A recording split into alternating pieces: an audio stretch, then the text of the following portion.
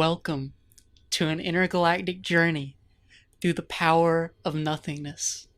Oh no. Have you taken up yoga? Oh, yeah. I'm bending and stretching right now. Somehow when you say it, it makes it sound even worse than it actually is. I know. No, I would never do yoga. What do you think I am? No, I feel like you have a natural predisposition for yoga that you're ignoring. Yeah. You seem like a stalk of bamboo, like very flexible. Mm, I could. Maybe you I'm should. Yeah, I should, That'd be a good idea. I could easily do yoga.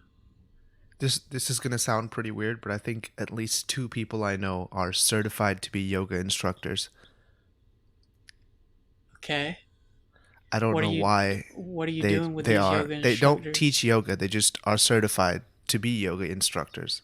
Oh, so they don't teach yoga, but they're Yeah. certified yoga instructors, and you It's have a like close relationship with them, is what you're saying.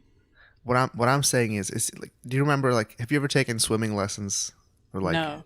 gone to the swimming pool? So if you were in any kind of organized swimming teaching facility, at some point they'd be like, "Oh, hey, you know, you're almost ready to be a lifeguard.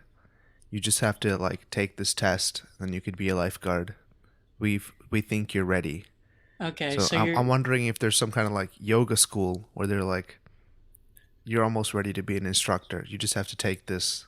Like, what do you take? Do you take a test, like a yoga test? so what you're saying is you're going to the back alleyways, swimming, but there's no water. You just find an excuse to take your clothes off, and then you're certifying each other as yoga instructors. Is this your life? What does swimming have to do with the yoga, though? I thought we were going to be yoga instructors. This is what I'm going to ask when they ask me about this. They're going to say, "Take your clothes off. We need you to do that if you want to teach yoga." Yeah, and you're gonna be like, "Well, I thought this was yoga class, and why are we in a dark alleyway? Why are there This is like like, five just, dudes?" just, just, just, just do it, Morty. Just take your clothes off. Exactly, It's going to go something like that. exactly.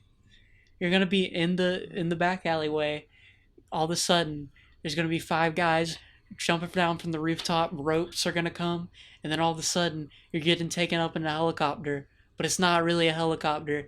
It's just like they're throwing you off the building, and they're like, "Hey, helicopter your way down," and then you fall slowly, and you're like, "Wow, this is it. This is my last resort. Cut me in two pieces." And then all of a sudden, you feel an air mattress, but you see it's not really an air mattress.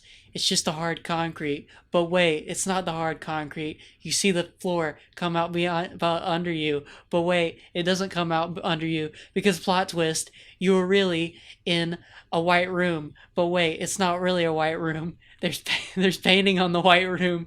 But wait, plot twist, it's boarded up, and you scratch on the surfaces of the walls, and you see the society behind yourself, and you realize that you were living in a cacophony of misery and sadness the whole time. And once you scratch beyond the surface, you realize that the real world is waiting beyond you.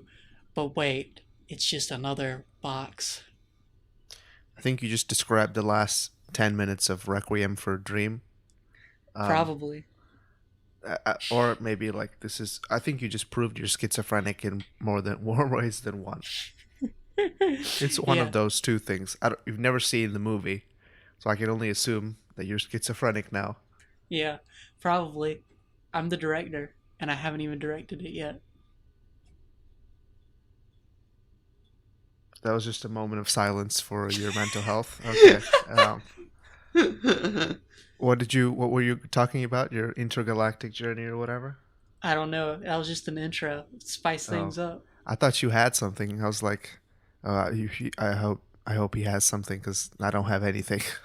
Dude, I don't have anything either. Have you ever played Mario Kart 7 for the 3DS? No, don't they have Mario Kart 8 now? Yeah, I don't know why they started numbering them because it's never been numbered. It was like Mario Kart. No, it was like Super Nintendo Mario Kart, which I think was just called Mario Kart or Super Mario Kart, and then it's Mario Kart 64, and then Double Dash, and then Wii, and I get all of a sudden 7 and 8. Like what? But it's not even 7 and 8. Shouldn't it be 5 and 6? Well, I think they had a Game Boy Advance one too, so or they had DS one too. So now it's like seven, but they've all been on different systems and they've not had numbers. So like basically every other game that ever existed, the numbers don't make sense. They kind of just come up with different numbers. I guess so. It's like kind of like how Battlefield did Battlefield One after like when they're four or The five act I mean the one actually kind of makes sense because they're talking about World War I, yeah. so it kind of makes sense. But I like I, I remember those are Mario like Kart 8, it's like yeah, it's number 8, but we weren't even counting until 7, so and then there's Mario Kart 8 Deluxe for the Switch, which is just the same thing with all the DLC. yeah.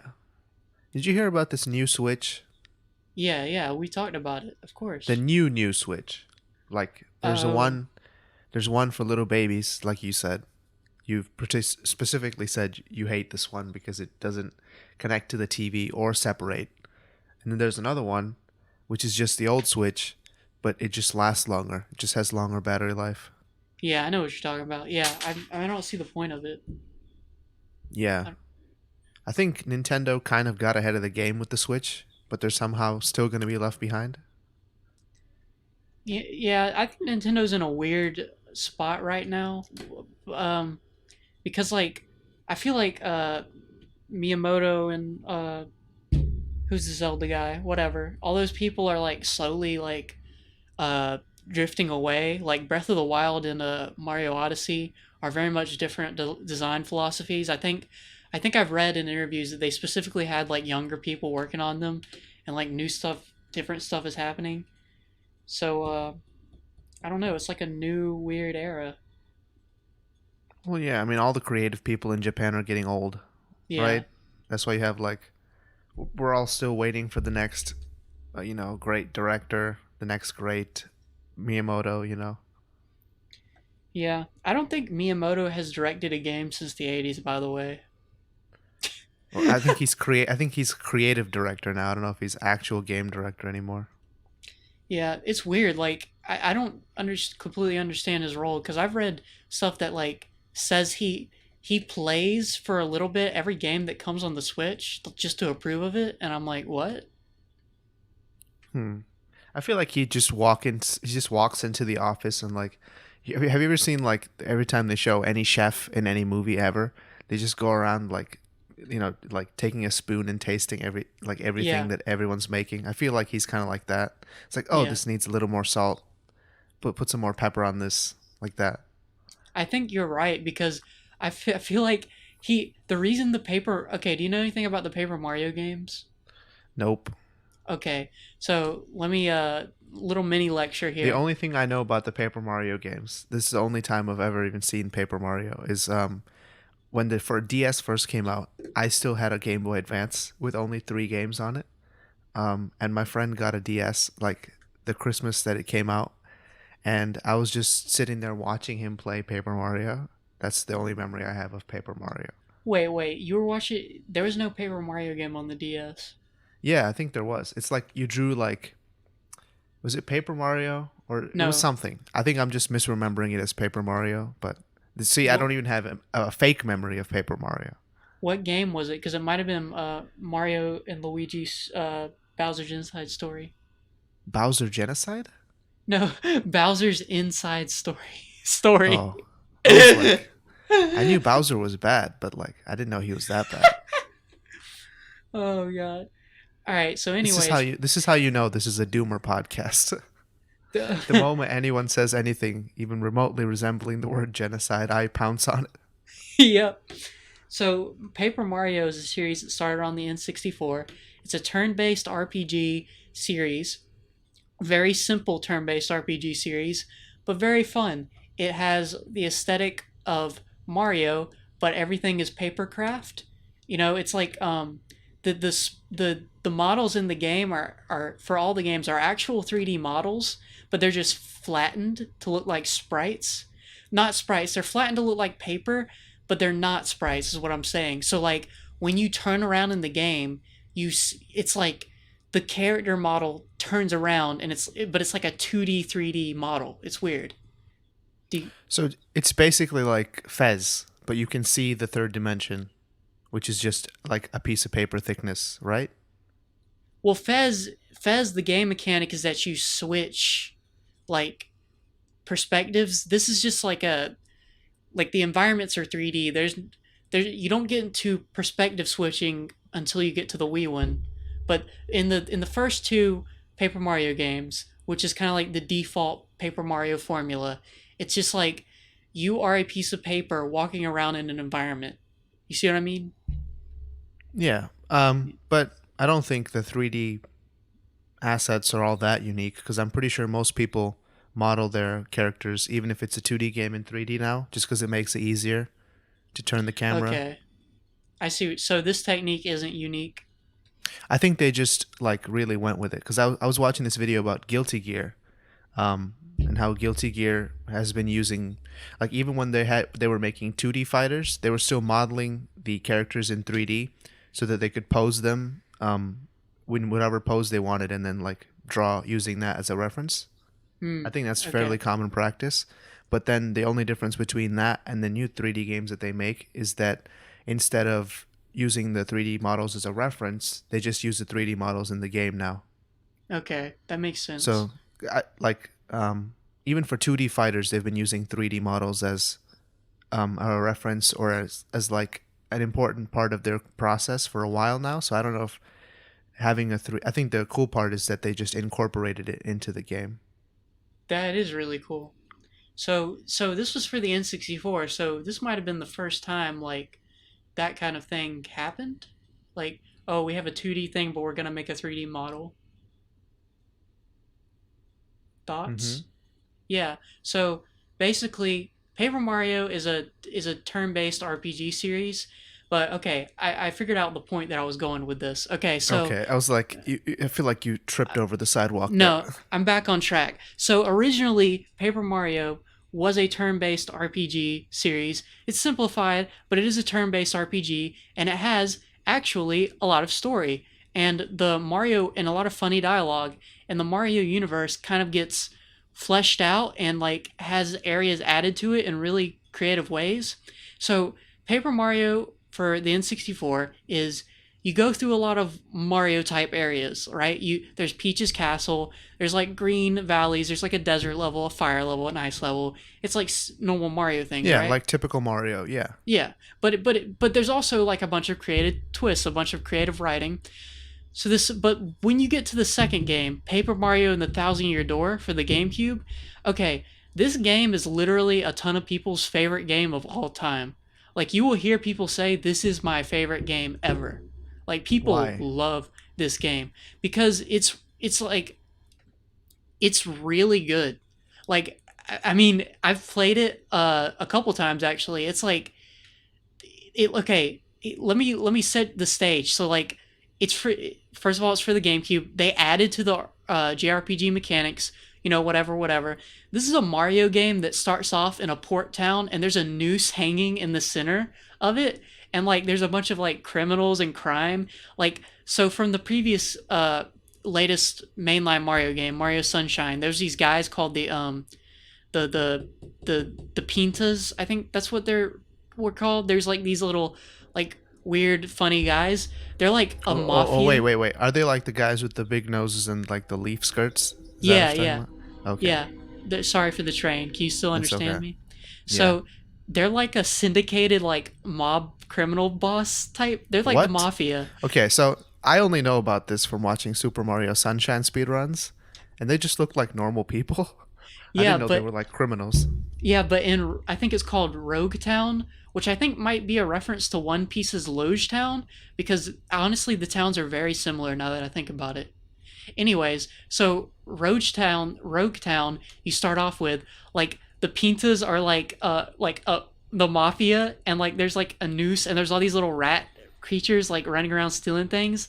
Like the game is so imaginative. Like there's all these weird like they're kind of like Mario levels, but they're not. It's like really its own whole universe, and like it takes you through so many different things, and like there's a chapter in the game where you are a professional wrestler. Like Mario, uh, the way these games play out is Mario's like a silent protagonist and everyone else kind of talks.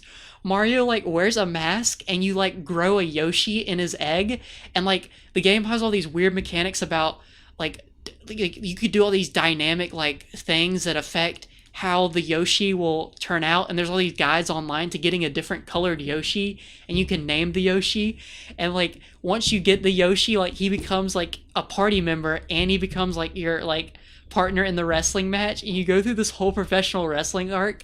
And there's a chapter where uh like there's all these creative things where like Paper Mario can turn into a paper airplane and soar across the level. He can turn all these different paper things, all these different paper mache things. There's a level where um you get like you have to it's like this Halloween thing, and you have to like find all these like guys throughout the level, and you have to like go to this central town over and over again, and it changes. Like this game is like super creative. But then here's where Miyamoto's influence steps in. All right, back to what we were talking about. So you have this JRPG series that has all these like story elements. There's actually like Paper Mario: The Thousand Year Door like has cut-in sections where you play as Princess Peach and you're trapped in this room with an AI and you start to form a connection. It's like this weirdly deep for a Mario game story where like the AI starts to love Princess Peach and he starts to like spy on her in the shower. Like there's Wait, sections. what? Okay. No, this is real. Like she goes into the shower and it shows her singing la la la la la, and it shows like her silhouette in the shower, and it's implied that the robot saw her. Like the robot forms connections with her, and like Bowser's not even the main villain. He just has this side quest where like he's trying to be the main villain because he's heard Princess Peach has got kidnapped by this organization and that this AI is watching her. So he's now trying to be the one to kidnap Princess Peach, but he ends up being an anti-hero. And then in the end, it's like there's this dark princess, like Princess Peach gets possessed and all this stuff happens.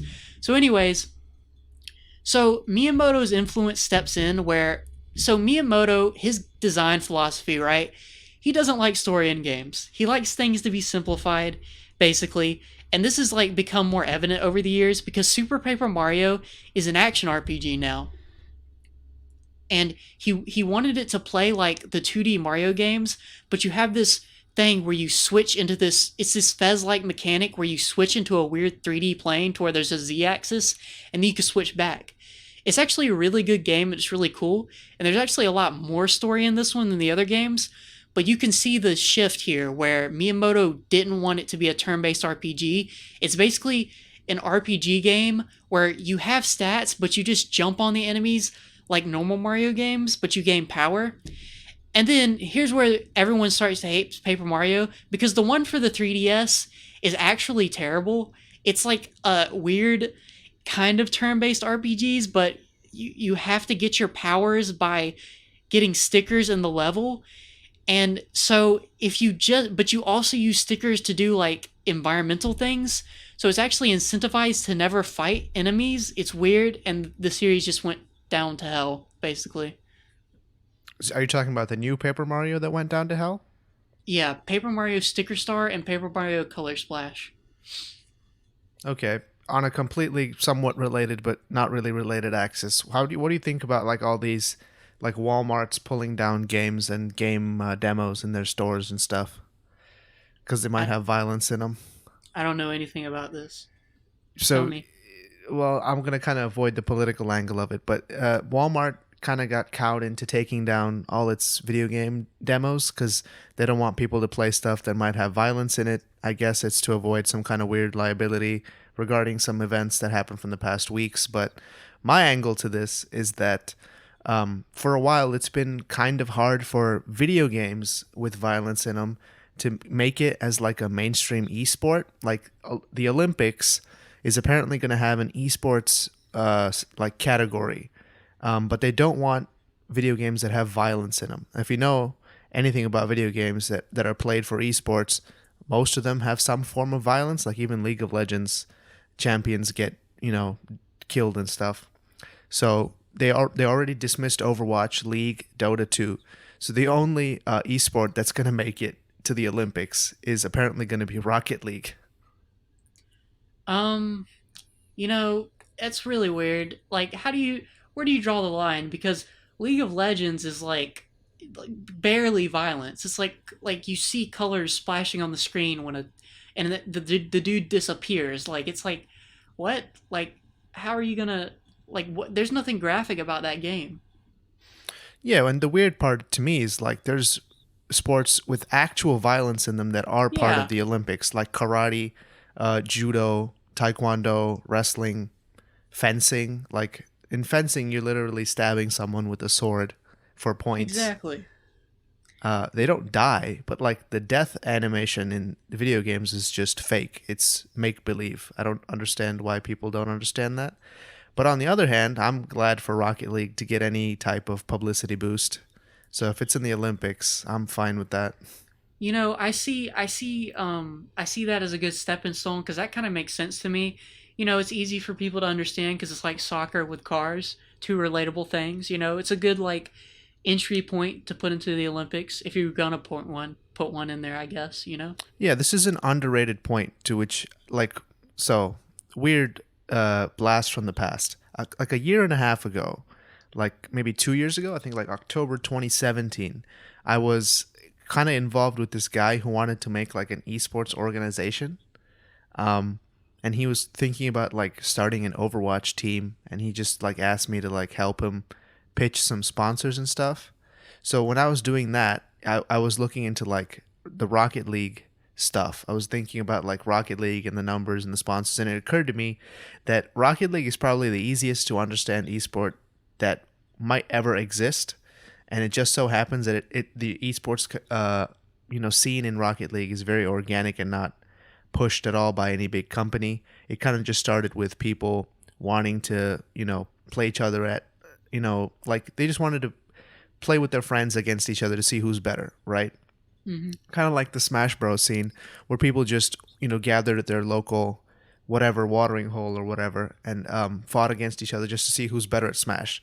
And then the company that made Rocket League was like, "Oh, hey, lots of people want to do this esports thing. Why don't we like try to make something official?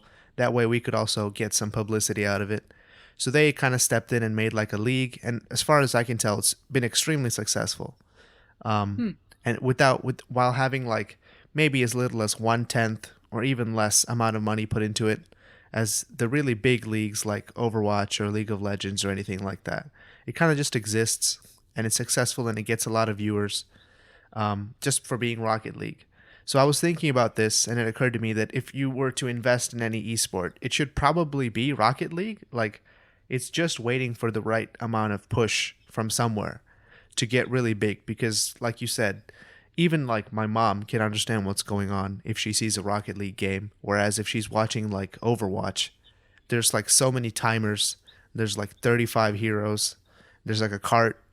There's abilities. No one knows what the fuck is going on in that game. But in Rocket League, it's as simple as three cars are hitting a ball, and if it goes in a goal, one of them scored. Do you think? Okay, so on that, like, there's already somewhat regulations. I think in League of Legends where you can't, if you're a professional player in a professional match, you can't wear certain skins, correct, or certain animations, cosmetics. Is it Isn't because this it's right? too distracting? Yeah, I think so. So on that, how about we take this a step further, right? In the effort of maybe, hmm, you could, in theory, this might not work. There's a lot of problems with this, but maybe in the effort of making these esports more accessible, maybe you could reskin or add a separate esports mode that could make it like take away a lot of the thematic elements, right? And just make it more pleasing so that it could be accepted into something like the Olympics. So, like, this is going to sound really like a stretch, but imagine if CSGO was a paintball game, right? And it didn't have terrorists or counter terrorists, it just had people playing paintball, right? So, this would change maybe a lot of the mechanics in the game, but in theory, if it was reskinned to be this thematically, maybe it could be easier accepted. Thoughts? Do you mean like so? For example, in League of Legends, when someone dies, instead of like disappearing in a flash of colors, they just take a knee or something.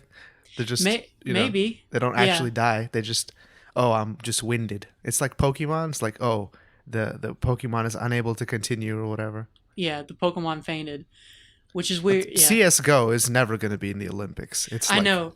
That was an it's so there's extreme. literal terrorists in the game, and the part when you play as the terrorist, it's like your goal is to blow something up, even though it's just a patch of dust like in the middle of nowhere, and it's just a Yeah, framework for the game, really. But even though it's like it's the try best explaining esport. that to the boomers. Yeah, it's like the I best don't know if it's the esport. best esport, but it's definitely probably one of the least complicated ones because, like with Rocket League, you just have to have one team kill the other team. There's not really any objective beyond that, and the more complicated stuff like so with sports, a lot of the reason people are able to watch sports, it's because it's really not that complicated for a layman to understand what's going on. Like in basketball, whoever has the most points is winning. But if you are like really deep into the game, then you know like, oh, this team's only ahead because the other team it had missed this many shots that they should have made, or some like other deeper variable that's at work. But if you're just a normal person like drinking a beer watching from the bar, you can just be like, oh, they're up 8 points, but you don't really know anything beyond that, but you can still follow the game.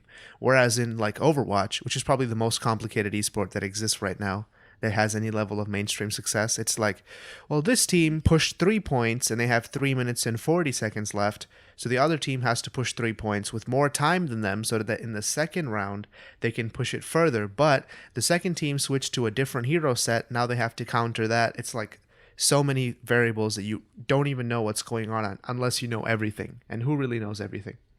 Yeah, I think that's what like holds a lot of those MOBA style because Overwatch has a lot of MOBA mechanics. That's what holds the MOBA style games from being like really mainstream. Like you couldn't see that in the Olympics probably because you have to have so much prior knowledge of the game to understand what's going on. And a lot of the commentators are like commenting on hero abilities and like in Dota 2 there's like what hundreds of or not hundreds but a lot of In heroes. Dota 2, they you've played Dota. They offhandedly joke that you need to go to university to learn all the aspects of the game. Yeah. Like so, and there's so many heroes and so many like ability interactions and just even just the pick ban phase. It's like to understand what the team you're following just picked. It's like I think I know what's going on. I don't really know what's going on. I watch Dota 2. I've never played Dota 2. I watch it purely just for like just the cool skins on the map. And then at some point someone starts winning and I'm like, okay, I guess they're winning now.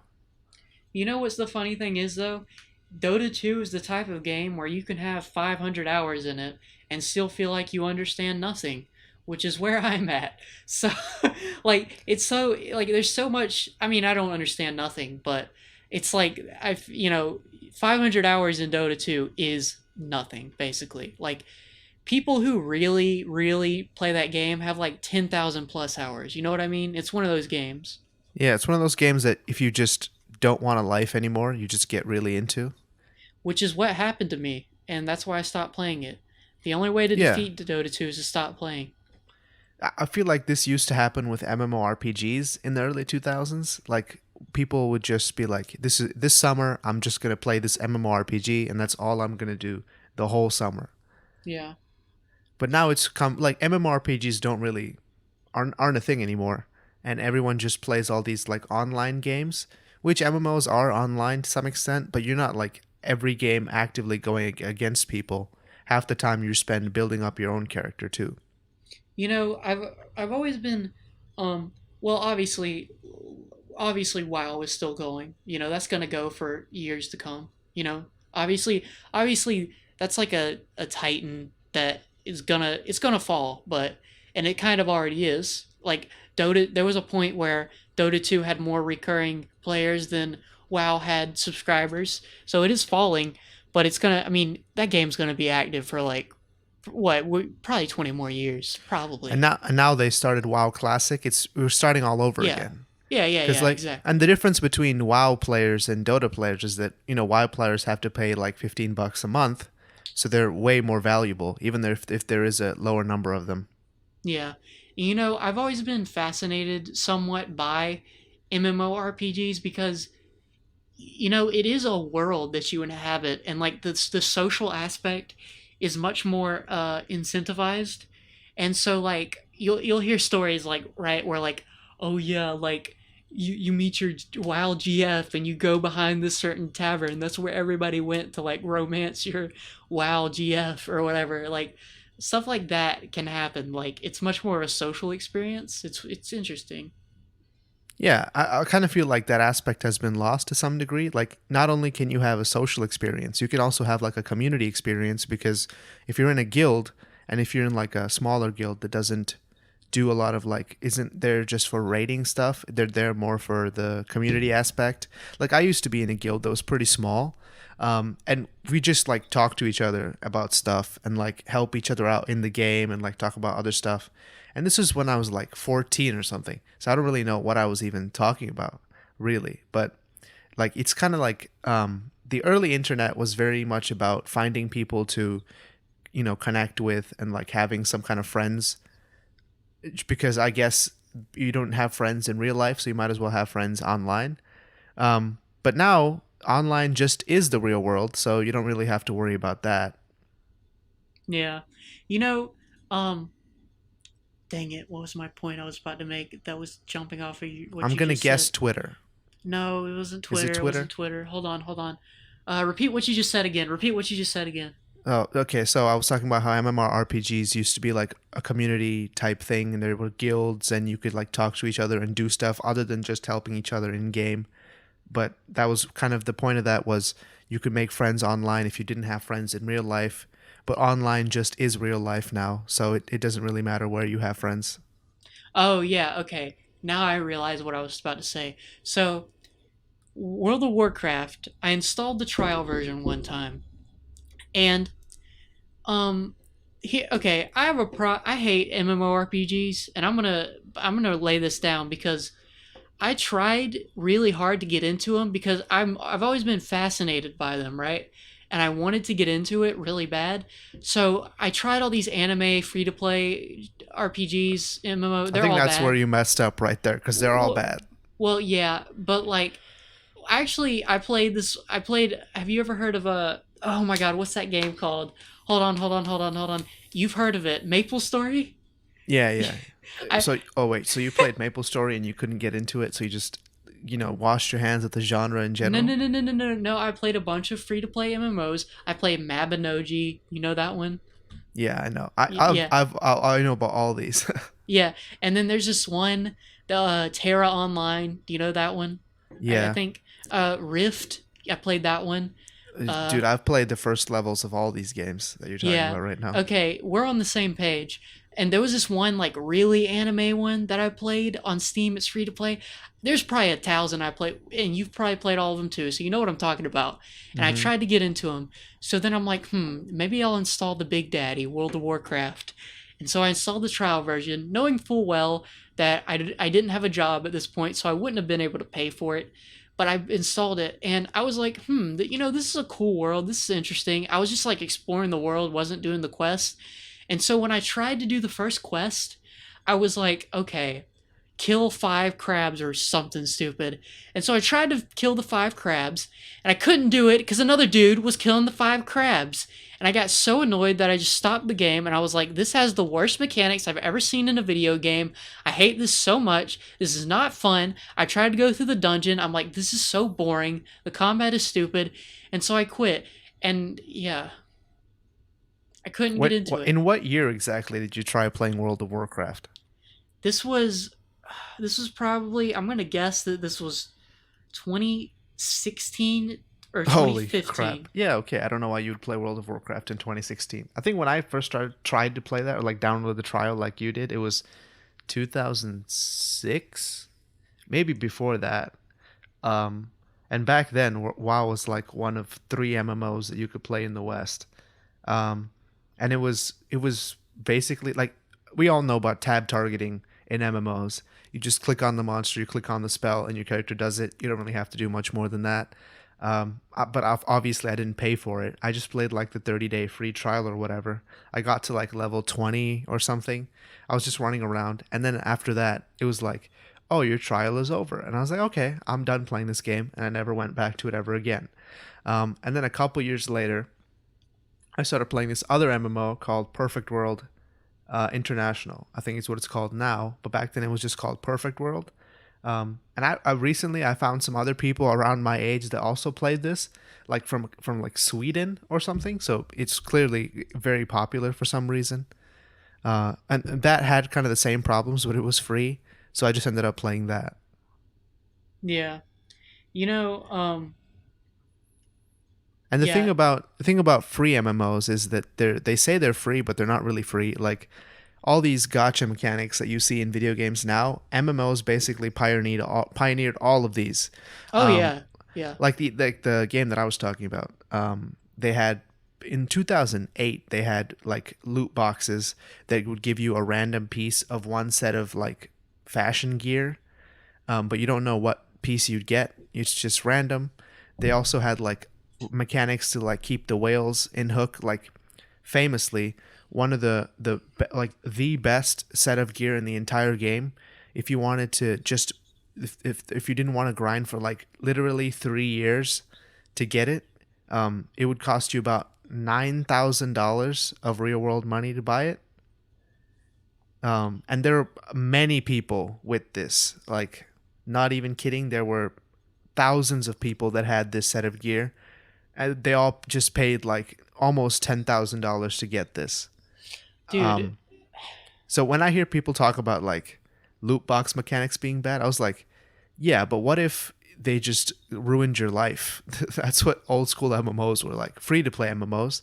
That's why I think like WoW was actually probably the cheaper option. Even if you were yeah. playing $15 a month, you could do everything in the game by still playing $15 a month. Like that acted like as a paywall to keep out some of the more trolly people, and it let you do everything without having to pay $9,000. Because $9,000 is like maybe like 20 years of WoW or something. It's kind of nuts. Yeah. You know, and like even though WoW does have microtransactions now, which kind of, it's like okay, Blizzard, you know, I see what you're doing.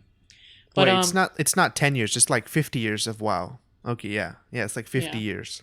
You could By play the your whole way, life. nine. Okay, here's how you can view that. Right. On one hand, I think the way that I like the optimist in me wants to go. Maybe these are people with a lot of disposable income. Maybe it's like They're buying a they're almost certainly not. I mean, they no, spent no, so no, much no. time I'm in getting game. there. I'm getting there. Okay. I'm getting there. So the optimist in me wants to go. Maybe these are rich people. Maybe this is like buying a Gucci handbag.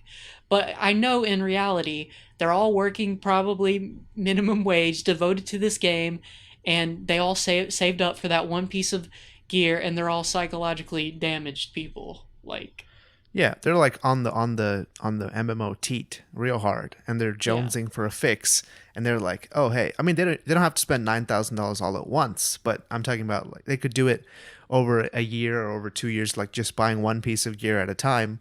But in the end, it's going to cost them like $9,000 to get the whole set. yeah. And you know what's weird though? Like we look down on this, but then you look over in the corner and you see someone smoking a cigarette. Like how they probably spent way more than $9,000 on like cigarettes and alcohol, Yeah. literally killing their body. So Isn't there a meme? It's like there's like a guy who pulls up to a dude in traffic and he's smoking a cigarette and he's like, if you didn't smoke a cigarette for 10 years, you could have bought a Ferrari. And then the guy asked the other guy, it's like, do you smoke? He's like, no. He's like, where's your Ferrari? yeah, yeah, exactly. Yeah, exactly. Yeah, We all have to spend money on something. Like just spend it on what's, near and dear to your heart. Almost guaranteed these people that played this game, they played like 10 hours every day. I yeah, highly doubt they have any kind of lucrative income. They're yeah, just completely yeah, devoted to the. This is another thing that I think we've kind of moved away from. Like people play Dota like 10 hours a day, but they don't even have half the stuff that you would get just from like the side benefits of playing an MMO. Like if you even if you play Dota 10 hours a day, you're not going to have like a super large community of people in game that you talk to. It's mostly still just going to be like message boards and Reddit and stuff like that. Maybe a Discord server nowadays, but back in the day, if you played an MMO for 10 hours a day, it was for the game, sure, but it was also like mostly for the people. Like Yeah. people would be waiting for you to help them do quests or like do raids together on certain days or like do guild wars or something. And I feel like we've kind of lost that like community interaction aspect. Like if you had a guild of like 100 people and you had like some kind of territory war or something, you'd have to all get together and like work as a team to do something, and you'd have to like form little squads and talk to each other on voice chat and all that stuff. Yeah. Which doesn't really exist now. Like what game does that now? Yeah. I mean, people. There's a bunch of stories about people getting married over WoW. Who's getting married over Dota? I mean, it's probably happened, but you know what I mean. It's less likely. I'm not like bemoaning the loss of this or whatever, because I didn't really get any chance to participate in this except in like an Me neither. auxiliary because I was way too young at that time. I was like 15, and these people were like legit in their mid to late 20s. I don't even know why they tolerated me at all. But I was in there, and Wait, it just that's not weird because like gaming is kind of the great equalizer. They don't really care. I don't know about that. If you go play, for example, Overwatch, every time I have a kid on my team, there's someone who's gonna be like, "Yo, you're a kid, you suck," or whatever. It's always gonna happen. I feel Well, like that's always happened to me. well, yeah, but uh, well, yeah, that's always gonna happen. But I feel like there's also a lot of people who just don't care. Like if you're being a part of the team, come on. Yeah, but as soon as something goes wrong, we know who's gonna get blamed. Well, yeah, but I mean, It's eh, either that or a girl. Like if there's a girl or a kid, they're gonna get the blame 90% of the yeah. time. As soon as they start losing, it always CS:GO happens. CS:GO is really bad about this. Like Yes, yeah. there would be a girl entering the chat, and everyone goes like, "Oh, hey, babe." This is why people don't play these video games or just don't use voice chat. I feel like most girls that I know that play these games just never use voice chat ever. Yeah, dude. Oh my God, there was this one. I don't even want to repeat this conversation, but that there was this one dude. Like, okay, this is back when ReZero was popular, and this was actually before kind of I got into anime as hardcore as I did.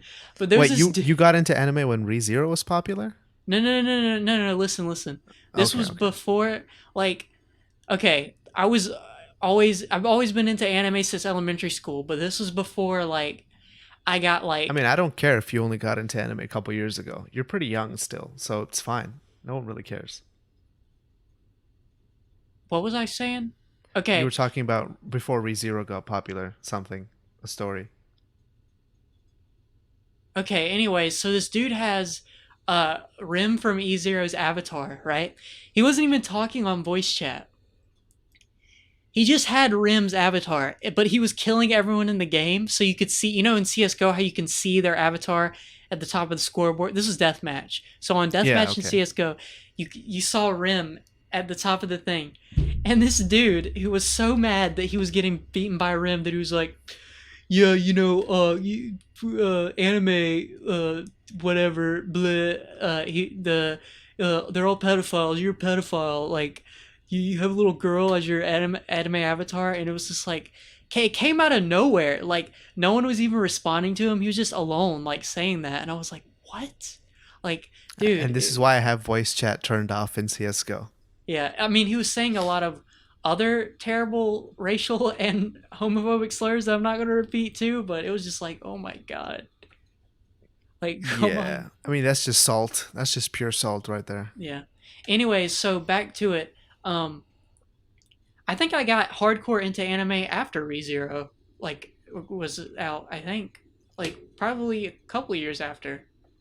I What was. what I, about ReZero specifically triggered you to get into no, no, anime no, no. hardcore? I didn't even. I didn't watch ReZero until like last year. But I'm just saying, using that as a time frame, like, because I So didn't. like 2016,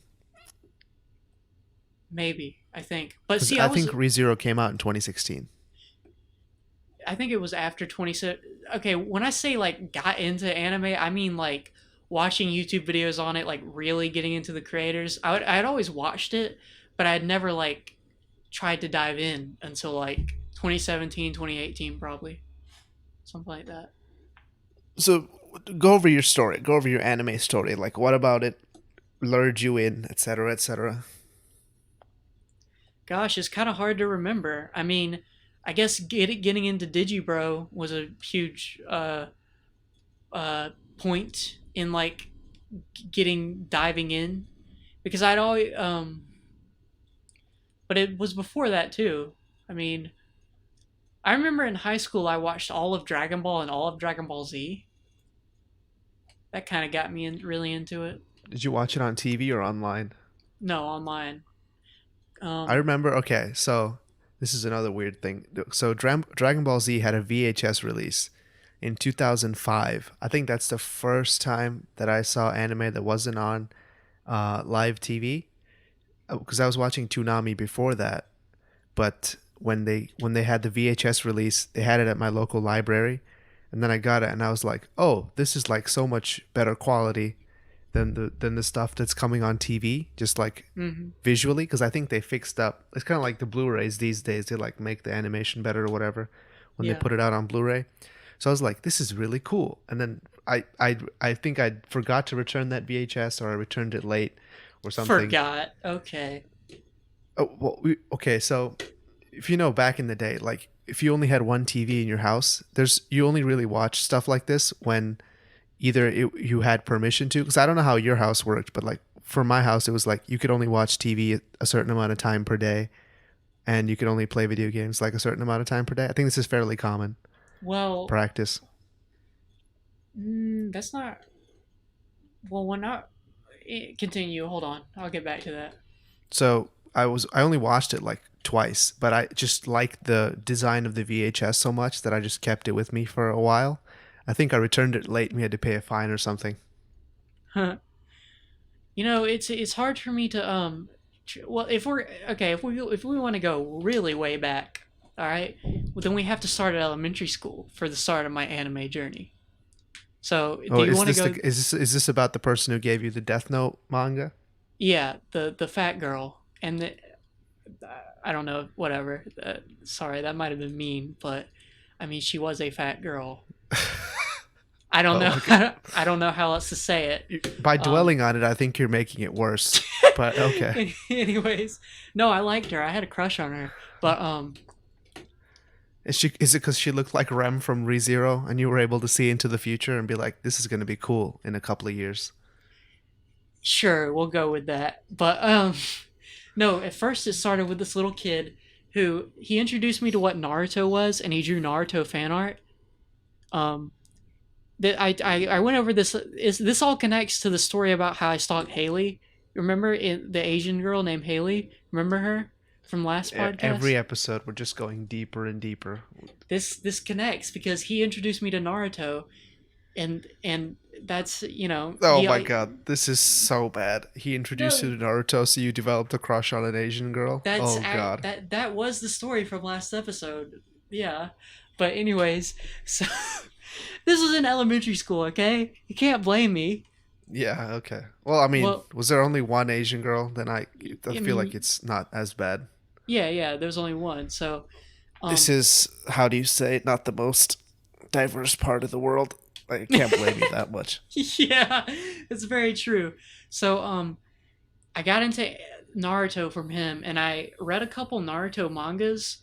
That like my parents bought me and stuff. Like they bought me just a couple, just like from random parts in the story. I had no idea what was going on, but like I would read it and I would be like, oh yeah, there's Naruto. Like he's training with the toads. Like I got one where he's training with the toad sages to learn sage mode, and then I got one. I think this was near the start of Shippuden in the middle of the well, you watch the anime, so there's a lot of filler, but Hmm. in the manga, Shippuden or Part Two just starts off. It just starts off right after the Sasuke retrieval arc, and then they halt finding Sasuke to go after Gaara, and that's where the Akatsuki stuff goes. You know what I'm saying? I never actually watched any of the filler in the original series. I just went straight from that to Shippuden because they said There's like watch guides for which Okay. episodes are canon and which episodes are filler. So I just Hmm. skipped all that. I skipped like 70 episodes or something. There's like 700 episodes. I'm not gonna watch all this garbage. Yeah. So, I, I, I read a little bit of when Naruto was depressed on the bed. You know, he was remembering some of the like fights he had with Itachi. Or wait, hold on. I think you mean Sasuke. No, this would hold on. This would have been after the no, Is because he this was during the pain arc? Because you no. said This was during toads. the yeah. This was during the pain arc. He was remembering his encounter with Itachi in the forest.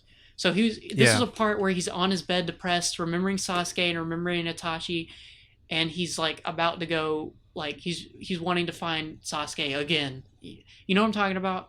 Yeah, I know So what you're talking about. yeah, it's weird how I have such a vivid memory of the Naruto mangas that I got when I was little. It's probably because I only had these two mangas, so I reread them a lot.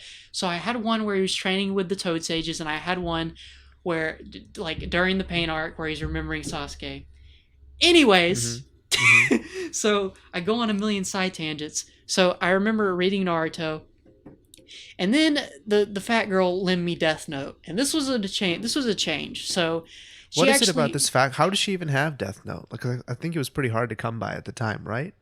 that was in Barnes and Noble. Was it? Yeah, Oh, well, never mind. they I'm just they being too old schooly. By the time 2007, 2008, I guess anime was pretty mainstream.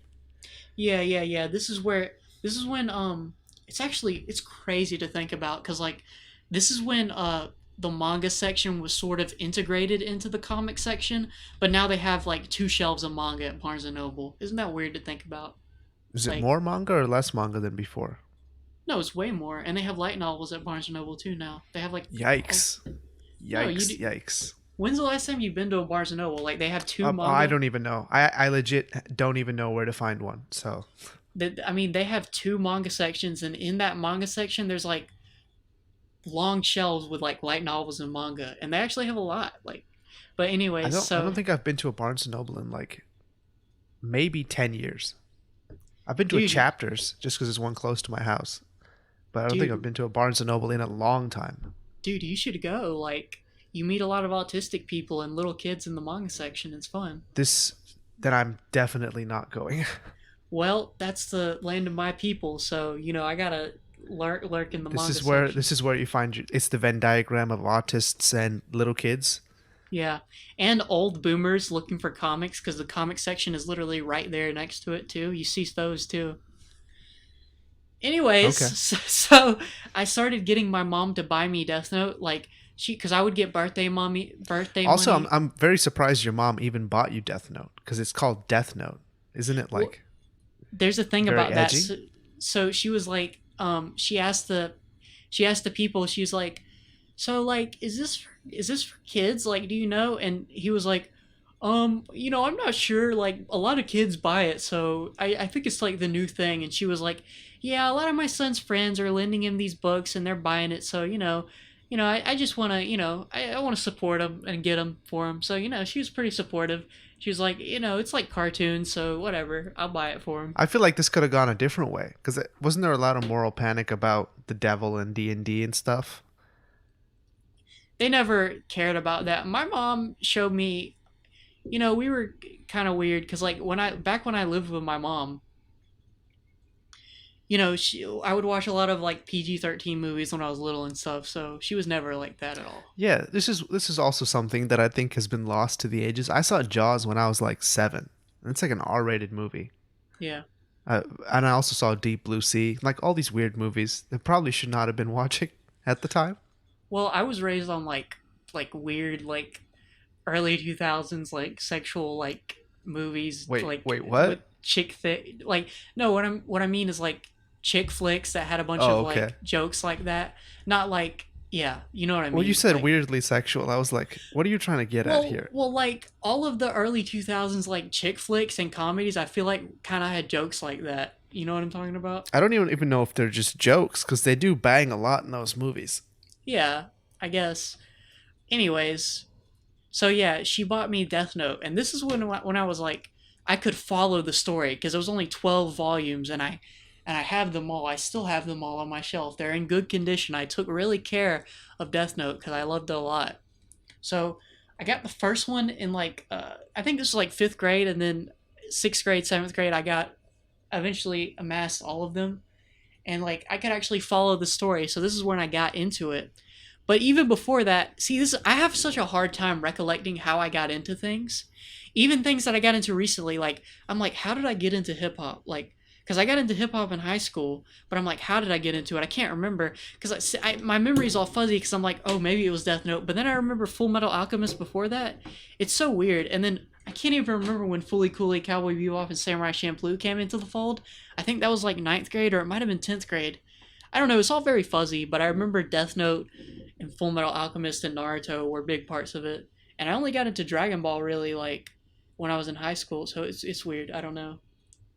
I feel like the same five properties have brought a lot of people into the fold. Like, I think Naruto is probably the more anime of all of them. Like, Dragon Ball kind of exists in its own little universe. Yeah, It's about yeah, like aliens or whatever.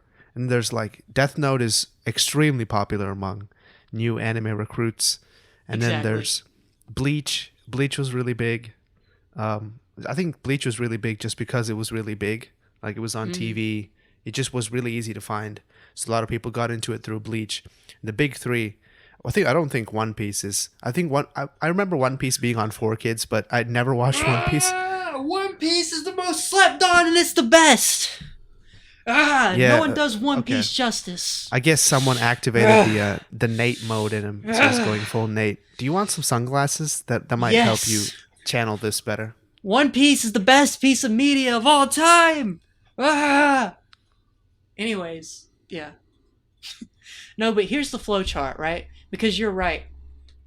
You see Dragon Ball on TV, right? And you're like, at that point, you're not an anime fan. You're just like, whoa, this is like a cartoon and they're boxing and it's like, and you're like, what? And so I feel like you either just watch that and then you like lump that in with like Pokemon and Ren and Stimpy and Blase Blase Avatar, and you're like, yeah, yo, cartoons. I'm gonna put this in my raps, or I'm gonna represent this on a T-shirt, or like I'm a skinny white dude with glasses and I like Rocco's Modern Life and also Dragon Ball Z. You could fall into that camp, right? Or you could be like, wow, I could go deeper. And so then you're like, oh, you get into Naruto. Because Naruto's a little bit more anime. You know what I Yeah, mean? it's definitely there's like ninjas. They summon Yeah, frogs. There's no frogs in Dragon Ball Z. There's only like those weird Yeah, little animal dog pig things, but they barely are in the show in Z. So yeah. And then you get it's into that. mostly just buff dudes fighting each other and Yeah, Piccolo.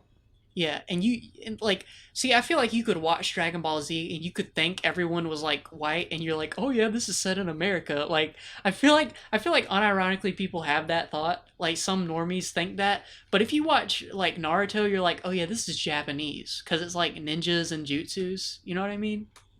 Yeah, and also they say like they say I don't remember how they said it in the dub. I've never watched the dub of Naruto. I've only ever watched the sub of Naruto. But what did they say for like summoning jutsu and stuff? Because in the sub they just say the Japanese words. Do they say like summoning jutsu in English? I've never watched that much of the Naruto dub, so I couldn't tell you. But like through colloquial knowledge, I think they say summoning jutsu and then the power, because I've heard a lot of kids like joke like, "Oh, summoning jutsu." So I think they do that. I think. Oh, okay. Because even if you do say that, you're still saying jutsu, which sounds Yeah, not English. But in Japan, it's like, oh, my name's Goku. Or in Dragon Ball Z, it's like, my name's Goku. That's not weird at all. This yeah, kid's name's Gohan. But like, you kind of get over the names and just see people fighting, and then you kind of get into it after that. yeah. So I feel like the flowchart is DBZ, Naruto, and like if you're into Naruto and you're like, I want to go deeper, you get into Death Note, and then that's the gateway drug. You're like, okay, now I'm gonna get into Cowboy Bebop, blase blase, and then you start your path.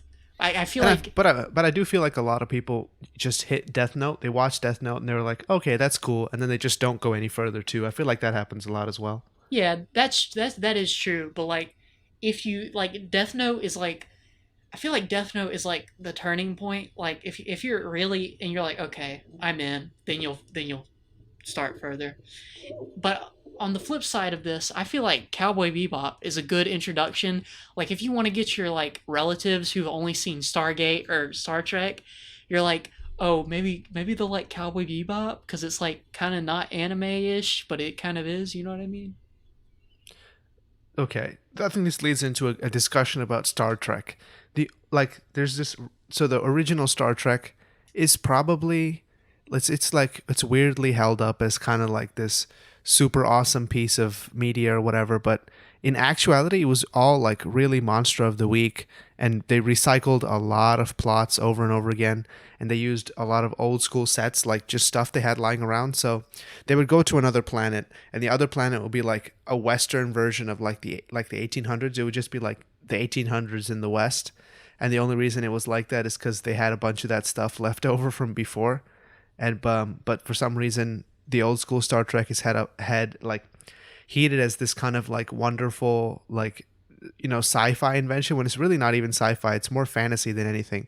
But the follow-up Star Trek series I feel are more sci-fi in that sense, because if you're just going to a place that looks like 1920s New York and you're fighting against gangsters that just happen to be aliens, is that even sci-fi at this point? Like you're dressing like the people who go there and your mission is to get back to your ship. The sci-fi elements are very limited.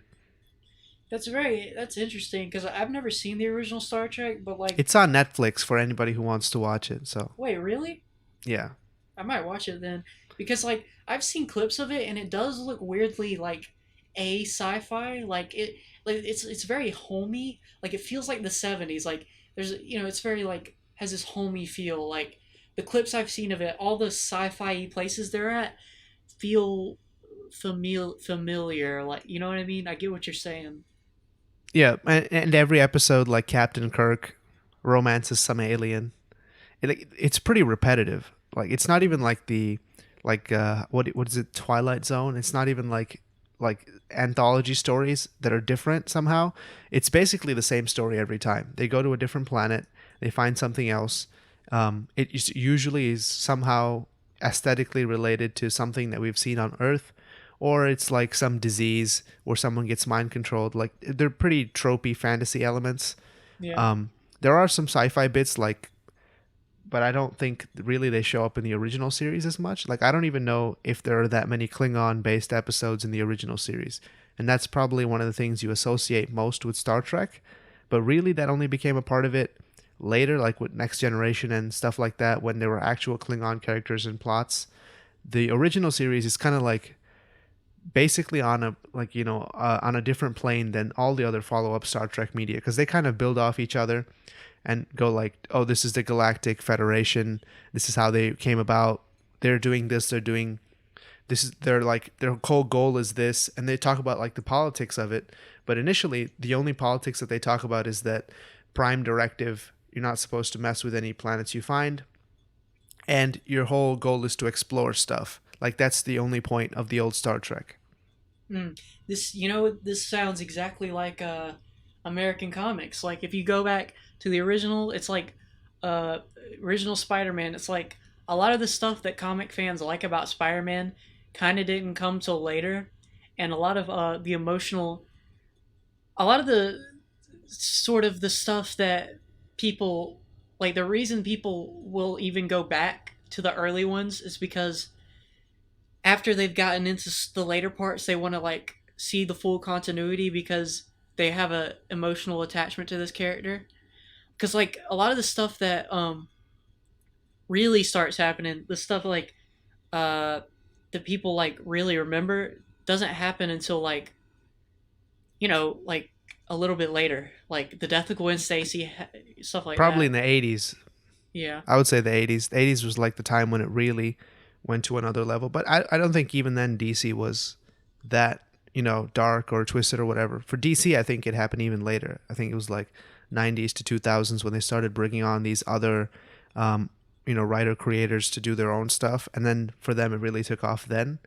Hmm. But for Marvel, I would say like 80s. That's when the really Yeah. cool stuff started to happen. I wouldn't say cool stuff because the stuff I'm going to talk about is like not that cool, but like there was like the Captain Marvel like dying of cancer.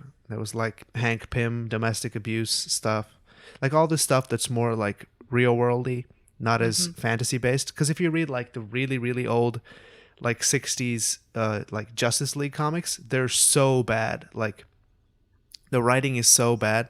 It's like every episode, Wonder Woman would come up with some clue that she couldn't possibly have known, and the line that they would give her to like explain this would be like, "I can tell it's this person based on my women's intuition." it's like, oh, it's the color yellow. I'm Green Lantern. How did he know my weakness? Or it's like super super boilerplate stuff.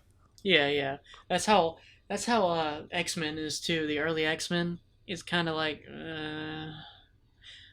the because everybody who's a fan of X-Men, like, or people who are really fans of X-Men know that, like, when people say that X-Men got good with giant sized X-Men, one of the giant sized X-Men comics where they basically they wanted to reboot it to where they have that's when Storm, Wolverine came in. That's when Nightcrawler. I know what you're talking about. The Yeah, first story in that is the Krakatoa arc, right? I don't know any of the story arcs because I've never actually read it, but I Oh, know. okay. But like Well, okay. So for people who don't know what we're talking about, I think that's the one where they start with Storm and they introduce them and they have to go save the old X-Men, which is like the first class X-Men for people like Angel, the old school Beast, and then Wolverine, Storm. All these people have to go save the old X-Men. They go to this island that's alive. That's what I yeah, think you're talking about. yeah, well, yeah, it starts. Yeah, and I know Xavier wanted to recruit a lot of different people from over the world. Like, he goes to the desert to recruit Storm or something. He goes to Yeah, Canada she's to basically recruit a Wolverine. goddess. I Yeah, remember reading this comic. I read this a long time ago. yeah. Um, that's when X Men starts to get good in people's minds. But I made the mistake of starting from the beginning. And the first class, the well, now I guess it's branded as first class because of the movie. The first X Men was not good. I don't care what people say. It sucked. Jean Grey, uh, Beast, Angel, the Iceman guy, they're all bad. In the those incarnations of them are all bad. Xavier's not interesting. Magneto's not interesting. Quicksilver's not interesting. Scarlet Witch is not interesting. Nothing's interesting. I think the whole comic evolution is a good example of like creators elevating the medium, and I feel like we've seen a lot of this recently. Not recently, but over the years we've seen a lot of this. It's like a medium starts with one intent, and then like as more people get into it, they like bounce off each other and like elevate their own material until we're to the point where comics can talk about something like basically persecution of a marginalized society. Like that's basically what X-Men are nowadays. Like they just stand Yeah. in for any marginalized society, and it can work. But initially, it was just kind of like, oh, let's kill this monster of the week or whatever. And we kind of, I think this has happened. This has happened with YouTube, and will continue happening with YouTube. It's like the medium is one thing, but there are people who like just take to it and embrace it and kind of like take it to the next level.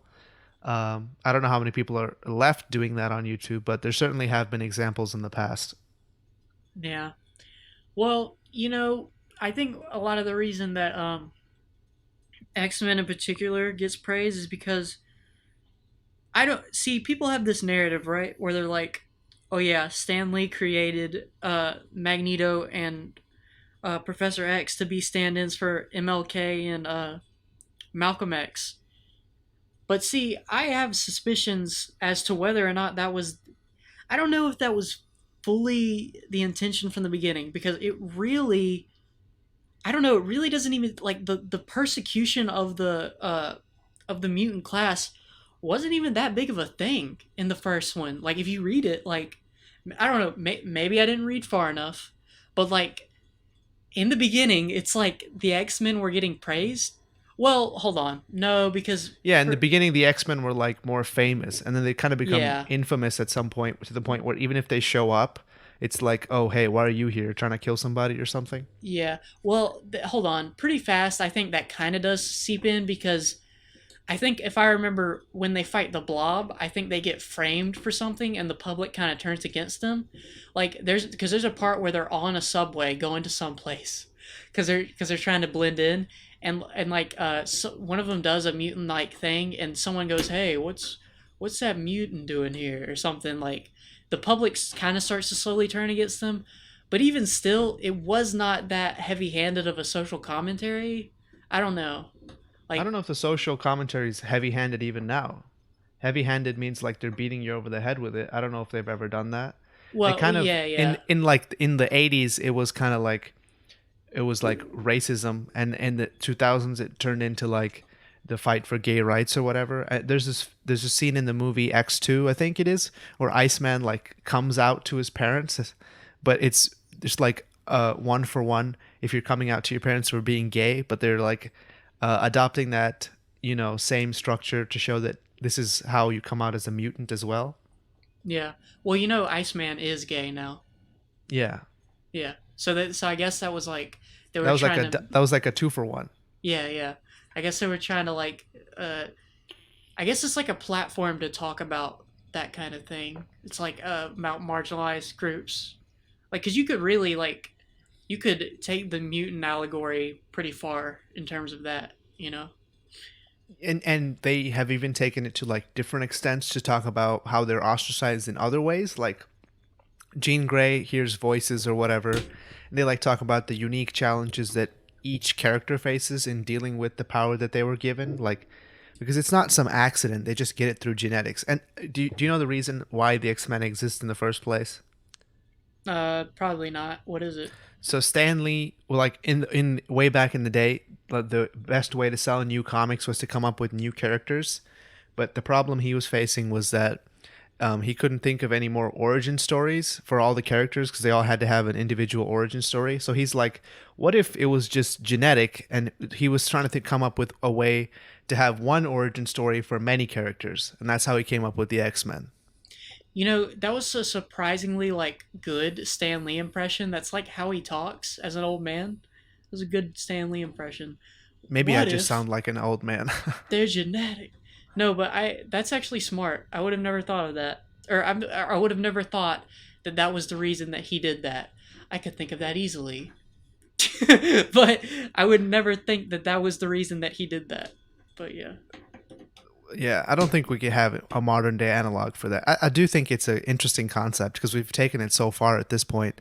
It can basically it's going to be evergreen to some degree because even if there's no, like, even if we're in Star Trek society where there's no scarcity and everyone is fine with everything, there's still like parts of your life where you feel like you are not included. That's why so many like of the X-Men stories are like based on teenagers. It's like even if you're doing perfectly fine, when you're a teenager, you don't feel like you're part of anything. You feel like no one understands you. So Mm-hmm. it's like an evergreen source of stories that you can basically tell about this particular subject. And it just so happens that this guy came up with it because he was looking for an easy way to come up with more characters without having to think of an origin story every time. Yeah. The the that's explored in the fact that there's like mutants that are just lame. Like they just sit in the classroom and they just have like a deformed like head. There's mutants like that too. So like not all mutants are born like with superpowers. They all can't be a part of the X-Men. Like there's some mutants that are just sitting in the classroom. They got like a toenail growing out of their face, and that is literally their mutant power. They're just a deformed freak. So, you know, it Yeah, sucks being a it's mutant. interesting that you say that it's a deformed freak because like part of the message of the X-Men has always been like self-acceptance and self-love. Well, you know what? I'm tearing that down right now on the Coast Town You podcast. This means that you're going to incur enough bad karma that by the time that we actually get mutants in society, you're going to be toenail face. Exactly. Playing the long game, I And guess. even if you do have cool powers, sometimes you're just really messed up anyway. Like Nightcrawler, he's always had that problem where people think he's a freak, Yeah. and he Poor just conveniently Nightcrawler. gets this watch that turns him into a normal human. You know what? I'm gonna be like in the Ultimate Universe Ultimatum. I'm just gonna kill them all. I'm just gonna kill everything. That's my comic book role. I want to be like Yeah, just talk a little bit about Ultimate X-Men. I feel like I first read Ultimate X-Men when I was in like seventh grade, and I don't know. I don't know if I like that art style, to be honest. Like it feels like it's trying too hard to be a movie. Do you get that feeling at all? Yeah, well, I've never read Ultimate X-Men, but I read Ultimate Spider-Man, and that's how I feel about that art style, and that's how I feel about basically all of Bendis's works, and that's how the movie executives feel about Bendis's works too, because yeah, Yeah, I mean, I don't know how many Bendis comics have been turned into movies at this point, but he basically drew them to be movies. yeah, So well, all of I mean, it, he kind had of. this in mind. And going back to creators, do we know if he gets paid anything when they turn one of his comics into a movie? Probably not, right? No, I mean, no, I mean, like here's the thing, like Spider-Man: Homecoming, right? You have a you have a new teenage Spider-Man that they're introducing, right? But like there's so they he's like the new Spider-Man in the Marvel Cinematic Universe is Miles Morales, by the way. I don't know if you know that, but like he is Miles Morales basically because he has a sidekick who looks just like Genki from the Miles comics. He looks just like him. He's the same character basically.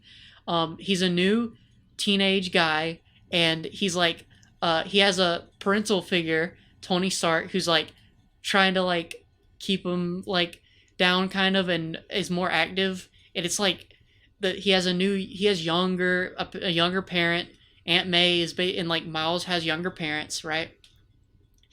There's like this element of like he gets like so in the Miles comic, right? The uncle is part of Shield, right? So in the new Spider-Man, it's like Tony Stark is kind of that role, and he's part of the Avengers, right? And it's like he's basically like lost and confused, kind of like Miles.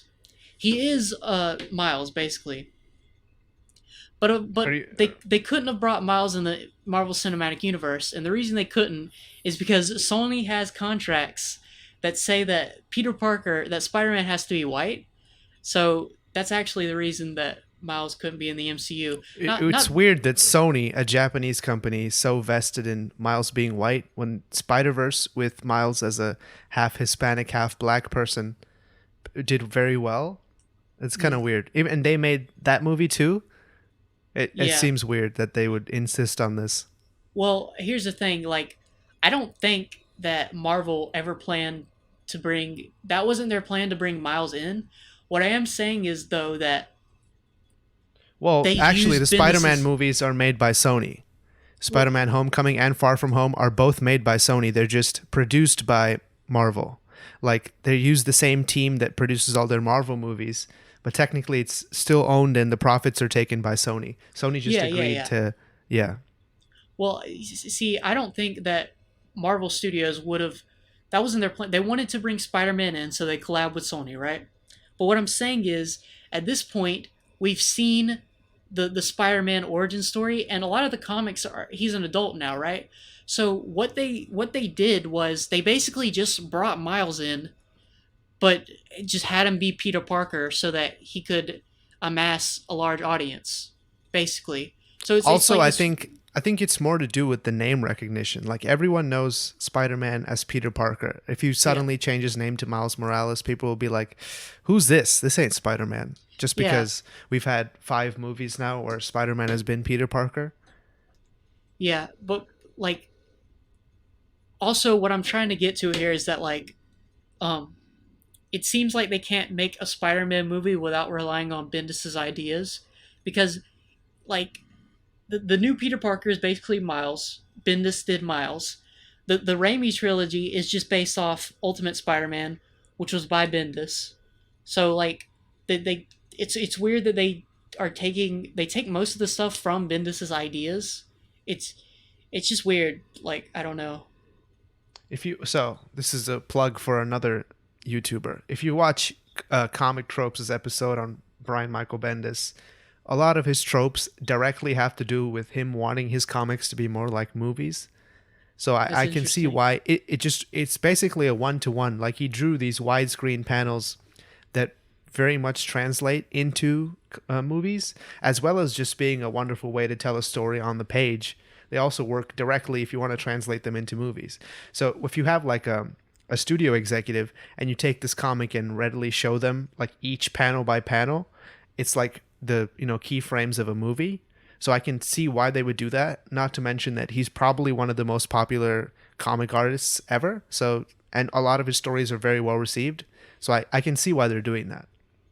Isn't his Miles Morales run, the first one, not well received though? I like a lot of comic fans say it's not as good as Spider Verse. Maybe Spider Verse came out and that's what they're comparing it to. I don't know. I mean, nothing is as good as Spider-Verse. We've Yeah, talked about this before. that's true. Okay, so let's talk about kids media. All right. Oh, okay. Here we go. Also, no one's mentioned how the Miles Morales Spider-Man costume is like 20 times cooler than the old red and blue one. Oh yeah, it's perfect.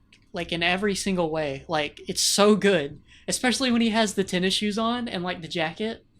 Oh my god. People who cosplay that, it just looks perfect.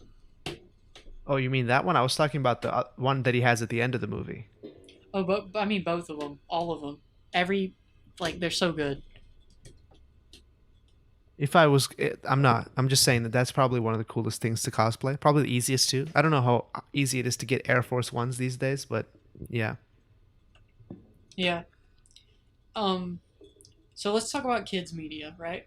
So I mentioned before Paper Mario the Thousand Year Door, right? How it has all these things like criminals, a mafia, a human forming a relationship with AI, right? It has all these things that are like thematic elements that you would see in a lot of adult things, but it's for kids, right? And I feel like a lot of the problem, a lot of what's holding animation back in a way is like, oh, this is meant for kids, right? But my thing is, like, if you watch something like Avatar, that's something like you can make something for kids and still have it have like deep themes and stuff. Like people, I just got a stupid YouTube comment that popped up on my screen. I hate you. Okay, Hate why all don't we do a mini commenters. rant about YouTube comments and we can close off this episode? Go ahead. Wait, hold on. YouTube. I don't need to do that. Kids media is deep. What was I talking about? Every comment ruins my day, even the good ones. I hate you all. Uh, anyways, This is, I mean, in my if you wanted to life, pull an endless Jess, I feel like I needed 24 hours written notice. That would just not shown up. I'm just kidding. I love you all commenters. Comment on my stuff. Uh, You're talking about kids media?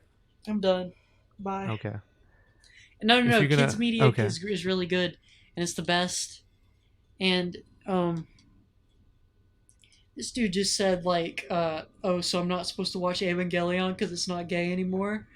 Blue, lol. Oh, I'm a do you want to YouTube commenter. relitigate that case? I actually did end up watching all of Ava on Netflix, and I thought it was fine. It is fine. It is, but the point. It's also not gay anymore. That episode Okay, is still very gay. okay, all right. Feel like you're being a YouTube commenter right now because like the point was like I have this weird. Okay, I have this And weird it thing in wasn't my. erasure. Like, there's no erasure. It's literally, he doesn't even say I like you in the Japanese. He's saying something else. Kill me right now. Kill me right now. The point wasn't okay, I have this weird thing in my mind where I'm like, it needs to not be. Okay, this is But gonna. I'm half the just. stuff you like is just stuff that's been changed. I know, but it's like this weird thing in my brain where I'm like, but I want the original, but I can. But I know There's no inherently. original. The I original know. is the one without the subs at all. That's the Japanese version. I know. I already. Listen, I And know. translations are subjective, so there can't be one original translation. I'm bonking on my head like a Flintstone right now. I knew you were about to bring up all these points. I know. We've been through this. But Yeah, this is like the third time. So for people who don't, have we done this on the podcast? I don't know, a but million this is like the times. third time we've been through this. I have this weird autist thing in my brain where I'm like, I don't know. I don't know anymore.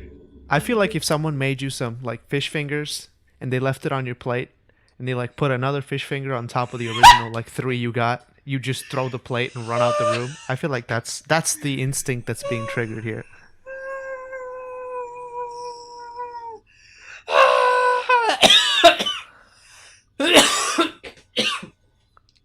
You're witnessing the end of Evangelion, The end of gigabytes. basically. Look, I make thought experiments. I don't make videos. Oh, okay. Is this like the prank people saying they make social experiments? You're lowering yourself into this pit like a little bit at a time. Whatever. It's all a meme. That's the hidden veil that you can use. It's all a meme. It's all just a meme. Life could be a meme. Yeah. Oh, speaking of life could be a dream. Casey Neistat recently posted a video. Okay. Okay. Does he Okay. do that like every hour? He does that like every 3 weeks now because he's retired, Oh. basically. He's Oh, effectively okay. retired. He doesn't want to say that, but like for someone who used to do daily vlogs, I think he's basically retired. Okay. And I don't mind it because like I think his formula, like watching his videos now, it feels so 2015ish. It's like Okay. I can almost call the beats of what's gonna happen. Like, oh, this is gonna be the montage. Here's the establishing shot, and Casey says something, skateboard montage, establishing shot, and Casey makes a point, cuts back to him talking about something unrelated as the humor, then skateboard montage, establishing shot. He's somewhere else now, drinking juice or whatever. But this time, he moved to LA from New York. So he's in LA now, and like all the stuff that he was gonna do in New York, I guess has been canceled or put on hold or whatever. And now he's just like a dad, and he has a Tesla, and he talks about stuff that he still did back in New York now that he is living in LA. This sounds depressing. It's not depressing. It's kind of like moving on to the next chapter of your life. I mean, the dude's almost 40, or maybe he is 40. I don't know. I guess people This age at a normal rate, so he might be so 40 now. so this is the next generation of boomer, basically. Yeah. Also, I think the word boomer just needs to be retired. I feel like it's outlived its purpose.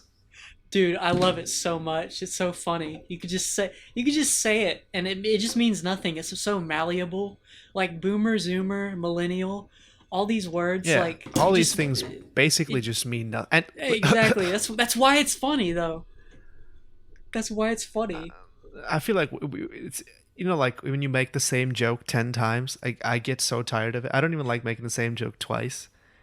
It gets so Okay, boring. I'm the type of person who will put on like a song and will repeat the song 3 times again, like in a row. So, Yeah, I mean, yeah, I'm kind of the same. Like at this point, the only reason I play different songs in the shower is to not bore the people who live next to me. oh, okay. I don't play music in the shower. That's weird. I play music in the shower. I don't know who doesn't play music in the shower. Bluetooth I don't. speakers are pretty accessible now. I don't know why you wouldn't. I hate having audio. Uh, I like having audio to me, so that's why I use my wired headphones all the time. What do you think wireless headphones do? They broadcast audio to other people? I refuse to believe anything that anyone says ever on this earth, This is mister. legitimately like there's a time in a Reddit thread when someone was like, "Oh, hey, if I wear my headphones upside down, does the sound come out upside down?" This is what We're, you sound like to me. we're just gonna have to accept that I'm just wrong about things, okay? We're just gonna have to accept it. Yeah, I I'm don't just mind it as wrong. long as you say you're wrong about it. I'm just wrong about this Evangelion thing. I'm wrong about game updates. We're just gonna have to accept it You in could be the wrong end. sometimes. I think the problem you're finding is that you try to take an absolute aspect, approach to things, and you realize that there are exceptions. Well, okay.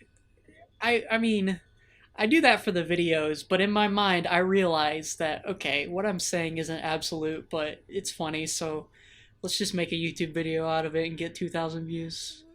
I mean, yeah, but then you have this guy commenting, saying whatever, and it annoys you so much. I don't care. Whatever.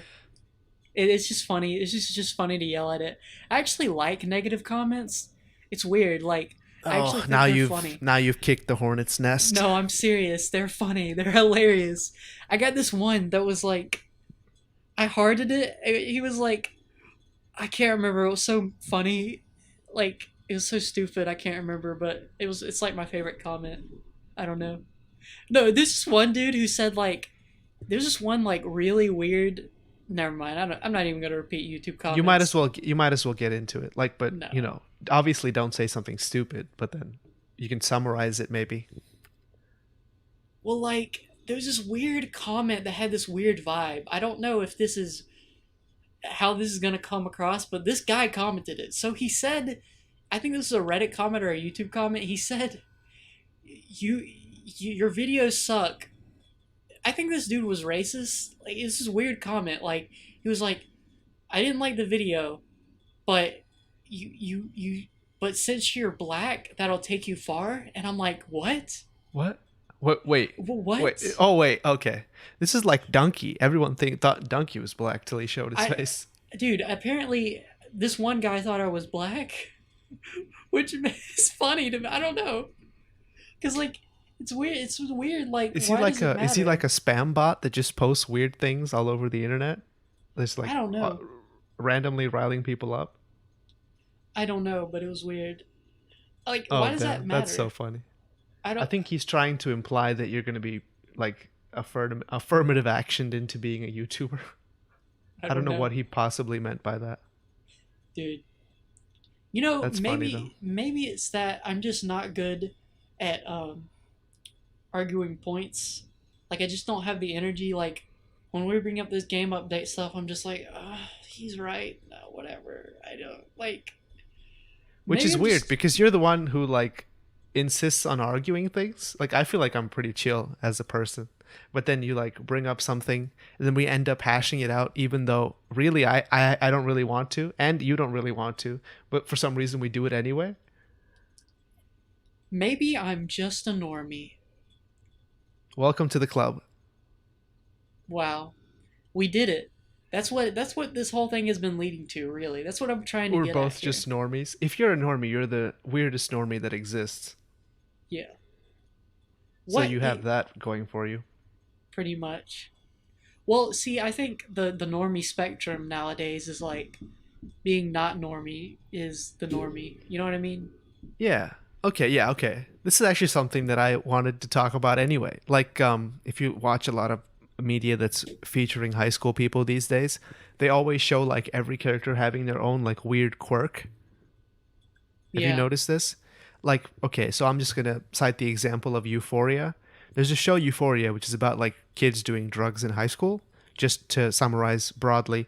This is too But normie for me, but Oh go on. yeah, but this is the point though, and each person has like a weird quirk that they do on the side, and because it's normie, it's all like sexual stuff. Like this person's gay, or like they all have like their own problems or whatever. The point is like in the '80s, it was just like a vast blob. Like all the characters did the same stuff.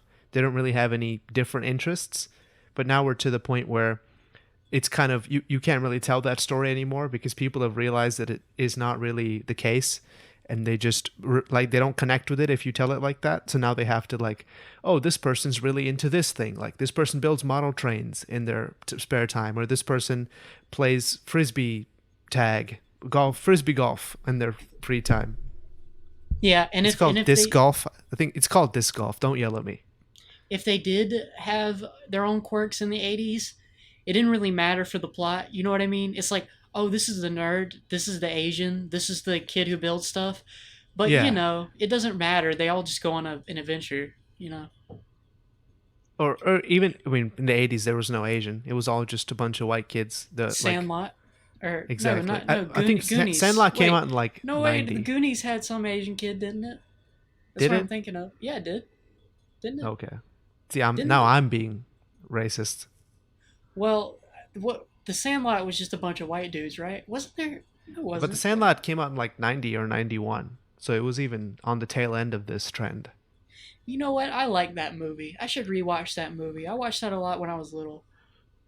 There's like a different Sandlot where a guy like goes back in time and becomes a kid again? I have no idea what that Oh, is, okay. So but I want to watch it. there's a version of the Sandlot where it's like a professional baseball player. Like he's in the minor league. Okay, 2007, I think it is. Yeah. It's called The Sandlot Heading Home. Um it came out in 2007. It's about this like baseball guy who's like a professional now, and he's kind of sick of being a professional. He doesn't want to play the game for money. He wants to play like the game for fun. So he like makes like a wish basically, and then turns back into a kid, into like this one summer where he fell in love with baseball. Okay, this sounds like the most 2007 thing I've ever heard in my life. I thought you were gonna say this is the most boomery thing ever. Well, I mean, yeah, but it's And also the this movie, most. for some reason, I haven't watched the first Sandlot, but I've seen both of the direct-to-video sequels. And What? Wait, whoa, this whoa, is whoa, whoa, Sandlot whoa. 3. Wait, Sandlot 3 Heading Home. wait. Sandlot 2 was like a big deal, wasn't it? No, apparently not. I thought it. Wait, I thought it was when I was little. Oh, there's the answer. I was little. There you There you go. go. Though it Well, says the first direct-to-video sequel, Sandlot 2. I'm looking at the Wikipedia for Sandlot 3 right now. see, I didn't even, dude. Did you know that there's like 6 Home Alones, isn't there? Yeah, I mean, I don't even. The good thing about Netflix is you can't really make direct-to-video sequels anymore, because literally no one gives a crap at all. Yeah, it's true. Spider Verse is on Netflix. Yeah. So if you haven't seen Spider-Verse, you have no excuse now not to, unless you're like that guy who commented on Jake's video and you can't fathom the idea of Spider-Man being something other than Peter Parker.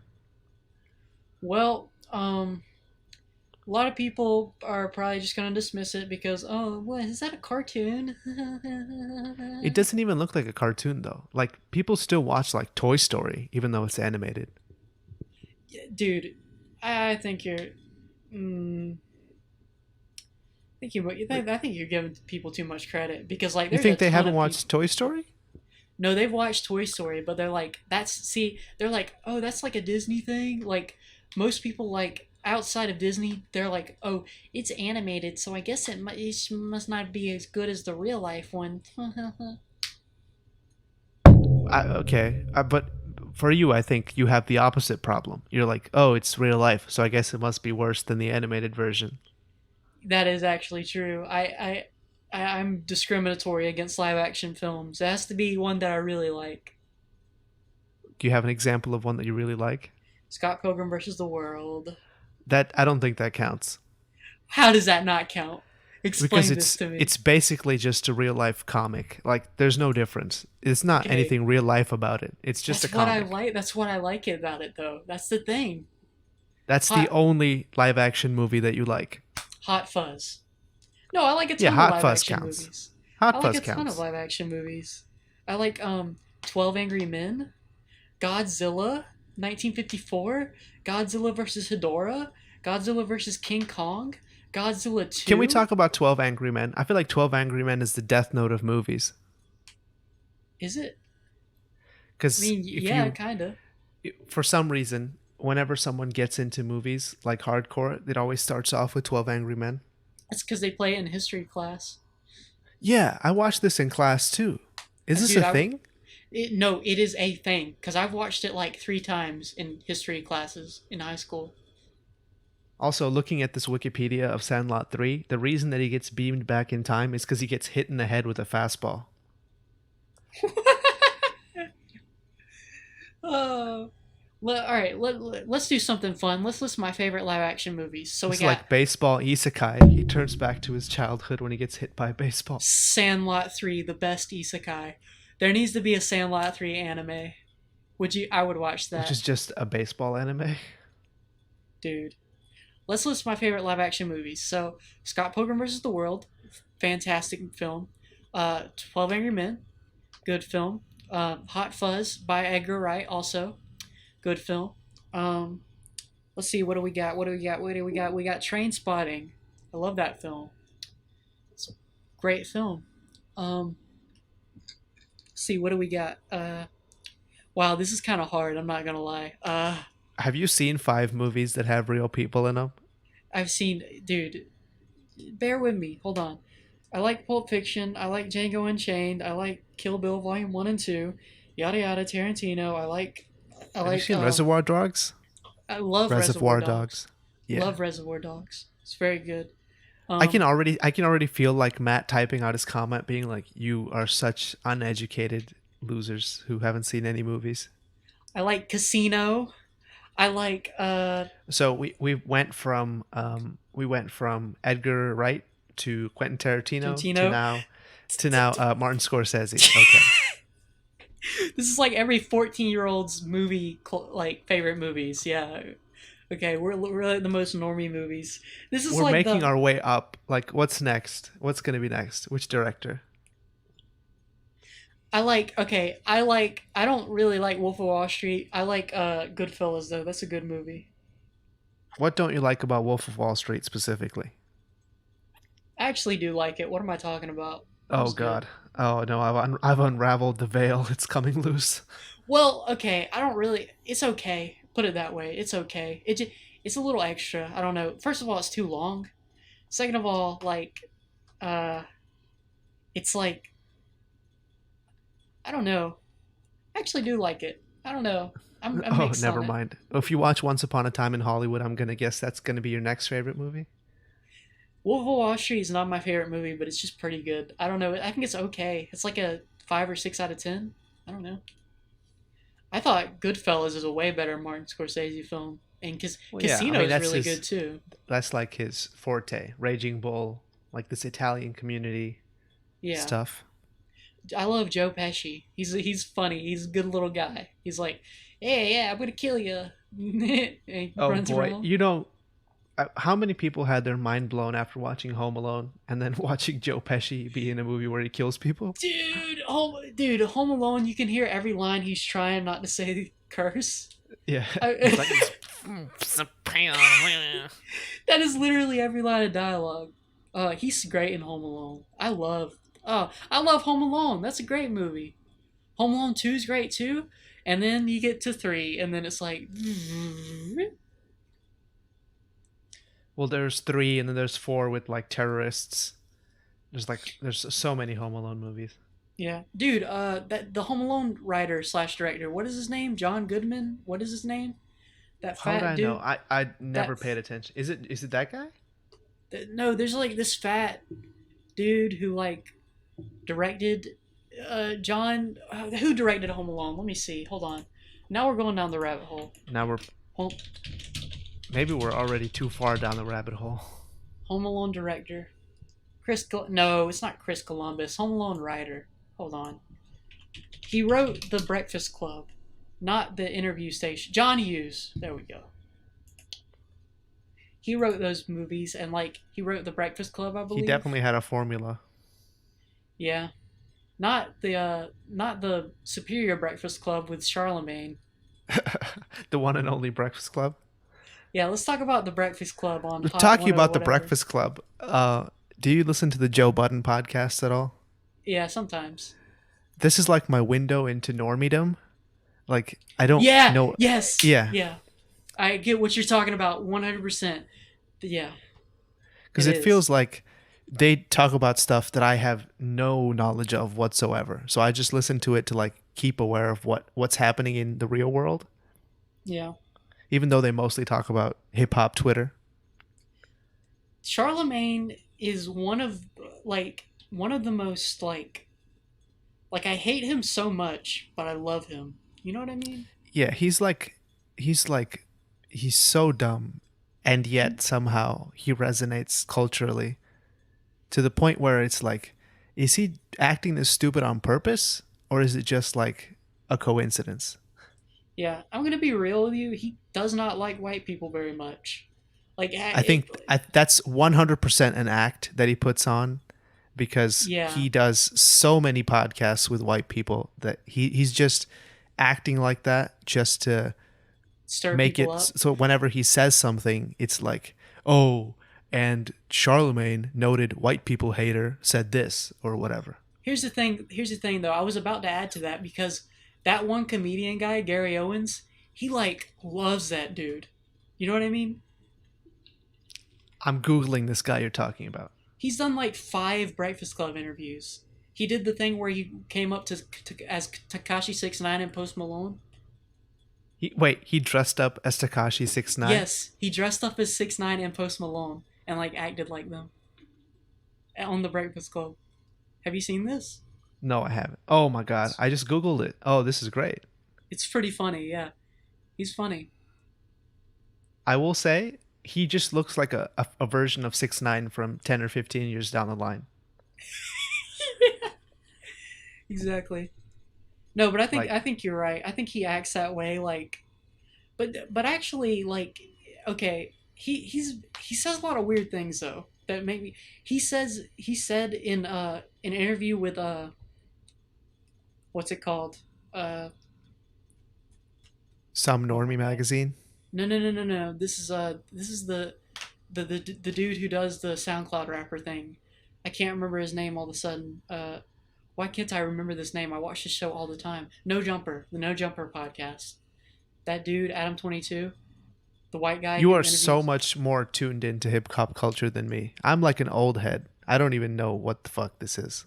Okay, he's like this white dude named Adam 22 who interviews all these SoundCloud rappers like Zilla Kami, Sos Mula. He interviewed XXX Tentacion. He interviewed all these people. Like, anyways, so Charlamagne was on an episode of No Jumper, and he said this really concerning thing where he said he's the Richard Spencer of black people. See, that's like he's only saying that to make people mad. There's no other reason. Okay, That's the only reason. but He said lives it off of this shit. This is I how know. he feeds his children. Okay, maybe I'm falling for it, but he said it really sincerely. He was like, "Yeah, I would have a conversation with Richard Spencer, but of course he would, because that would get him views." Okay, you're right. Never mind. He first of all, he says whatever. He's like a radio shock jock from the old days. He will literally say whatever it is to get ears. Like that's his whole thing. Maybe that's what makes me so mad because I guess I just want sincerity from him. If anything, people should be mad at him for saying this shit because it really doesn't help anyone but himself. Yeah, I guess that's what I'm. The problem is, but at the same time, it's like sometimes that is good though because I feel like he gets a lot of real like he's not afraid to say anything, so he will just be like, "Yeah, why is your record trash?" And then the artist has to confront that. You know what I mean? But if you watch The Breakfast Club, when he says that, who's it? What's her name? Heather B. Just kind of like laughs No, it off. Angela Yee, you mean? Oh no, I don't know. Who's Did you Heather just- B? did Like you is just she on? Is she Power 105? Did you There's so just many radio whitewash stations. Angela Yee. What? No, Heather B's black, dude. I don't know. Oh, I don't never even mind. know. Never I don't mind. know. This is a I don't different know. radio station. I just confused them all in my head. So, whoever it is on the Breakfast Club, that's with Charlamagne. Are you sure? No, it's Angela Yee, DJ Envy, and Charlamagne. That's the 3 people. Then what am I thinking of? Am I I thinking don't what? know. It sounds okay. like you just took Angela Yee's name and made it white. Heather B. Google Heather B right now. I swear to Who is God, she's Heather black. B? Anyway, This is not real. which is the one with like Rosenberg? That's what Oh, I was that's- thinking of. That's Power 101 or what? Yeah, Heather there B- you go. I was thinking of that. Okay, never mind. I the couldn't. You first know what I thing- did? You know what I Heather did? B is a psychologist. Yeah, sure. There's like a 40 million Heather B's, bro. Okay, I was thinking of the other guy, the fat guy that drinks breast milk. What's his name? What are you talking about? He's like the other Charlamagne. He's Charlamagne too. This is the best. This is my favorite conversation of all time. This is so Wait, funny. wait. The Breakfast Club is in New York, right? I think, yeah. It is. There's an LA version of him with Rosenberg and some other guy. The white guy, Rosenberg, and the white. No, Rosenberg is the white guy, and then there's. Rosenberg is the only white guy. It's Okay, and him then and there's- 2 other people. Yeah. Okay, I know what you're talking about. Ebro. That's what I'm Ebro. talking about. Okay, Ebro. Ebro. Okay. Yeah. Oh my god, they're so similar to me. Like they literally say the stupidest shit all the time. I just confused them. Never mind. Okay. Yeah, they do say stupid things, but like, it's one of those like, I don't know. I just can't stop watching Breakfast Club interviews. Is that weird? Like, I don't know. I would say it was like, it's Ebro, Charlamagne, and like the watered down version is Shade. Who's Shade? Shade 45. No, I've Shade heard the is. name, but who's on his show? Look, I'm bad with names and stuff. If when I say the name, maybe you'll remember. I feel like this is gonna be the worst conversation for the audience. Oh, Sway. It's Sway. Sway in the morning. Oh, Sway. Yeah, I know Sway. Yeah, I like that guy. That guy's really good. The only, the funniest thing about him is like that Kanye. You don't have the answer, Sway. Oh, that was the best thing ever. Oh shit! When I saw that, I legit couldn't stop laughing for like a week. You don't have the answer, Sway, and Sway's like the nicest guy of all time. And Sway's like, "What? Are you stupid? I didn't even say anything." Yeah. Now we're just talking about hip hop memes. I don't know. I don't know. I like Charlamagne. Even though he's inflammatory, I like him. Oh, bro, he's I don't so. People buy the books that he writes. It's so weird. It's like I would never he's at do this. that. But He's at this weird like crux of like the mainstream and the internet to the point where he hosts multiple podcasts, but also people buy the books that he writes he's like the drunk uncle that comes to the party. and says stupid shit. It's like Exactly. sweet potatoes are genocide or whatever. He just says the stupidest Exactly. things. He's the drunk uncle. He's probably, who like stumbles in asking for money, but you can't help but love him. That's Charlamagne. Okay. Now that we've made it all the way from Nintendo to Charlamagne, do you want to close out this podcast? I gotta pee, and I might go to Chick-fil-A. I don't know. We'll see. And on that bombshell, that's it for this week of the Coast Town podcast. Who knows what we won't talk about at this point? We're scraping the bottom already. I think this is good. I know. I'm just messing with you. Anyway, so This is funny. do you want to like have a sign off message? What do you say usually? Thanks for watching. I really Like, gotta pee. subscribe. That's all I gotta All right. say. Okay. That's it. Bye. See you next week. Subscribe to the Breakfast Club.